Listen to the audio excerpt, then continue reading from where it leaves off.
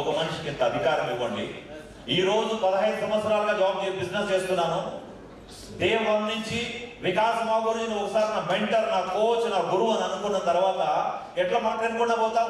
ఈ రోజు కూడా ఏ పని చెయ్యాలంటే వికాస్ మాగురుజీ పర్మిషన్ లేకుండా చెయ్యను. ముందు చెప్పి మెప్పు పొందడం కోసం కాదు, ముందైనా వెనకైనా ఒకటే మాట. ఈ రోజు కూడా బెంగళూరు నుంచి ఇంటికి వెళ్ళాలని అంటే, బెంగళూరు నుంచి ఇంటికి వెళ్ళి విలేజ్కి వెళ్ళాలని అనుకుంటే ఈ రోజు కూడా మాగురుజీ పర్మిషన్ తీసుకోకుండా వెళ్ళొచ్చు కదా. క్రౌన్ అంబాసిడర్ని 20 లక్షల మంది ఉన్నారు, మర్సిడీస్ ఉంది, కోట్ల రూపాయలు వస్తున్నా, వెళ్ళొచ్చు కదా. బట్ నా బాస్ అంత అధికారం ఇచ్చేశాను. నేను ఎంత అధికారం ఇచ్చానో అంత తీసుకున్నాను నా బాధ్యతలు మొత్తం. బయలుదేరుతున్నావు, ఎన్ని గంటలకు బయలుదేరుతున్నావు? డ్రైవరా నువ్వేనా? పగల్లో వెళ్ళి సాయంత్రం వెళ్ళకు.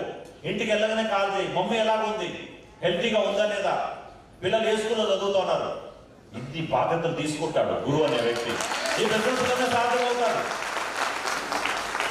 బట్ ఇది ఎప్పుడు తీసుకున్నాడు? నా పర్ఫార్మెన్స్ నేను చేసి చూపించాను అండ్ ఎదుటి వ్యక్తి మొత్తం బాధ్యతలు తీసుకున్నాడు అనమాట. ఈ మనిషిని ఎలాగలాగా ఆవులాగా ఎక్కడ తప్పు చేసినా కూడా తీసుకెళ్లి నిల్చోబెట్టేస్తారు ముందుకెళ్ళి. సో బాస్లెస్ బిజినెస్ ఇది, నో డౌట్. బట్ అయినా కూడా మనం చెప్పనవసరం లేదు నువ్వు నాకు బాస్ అయిపోని. మనం అట్లా వర్క్ చేస్తే ఒక వ్యక్తిని ఒక బాస్ లాగా నియమించుకోవాలి. లాస్ అనేది లేదు ఇక్కడ ఉందా? లాస్ ఏమైనా లాస్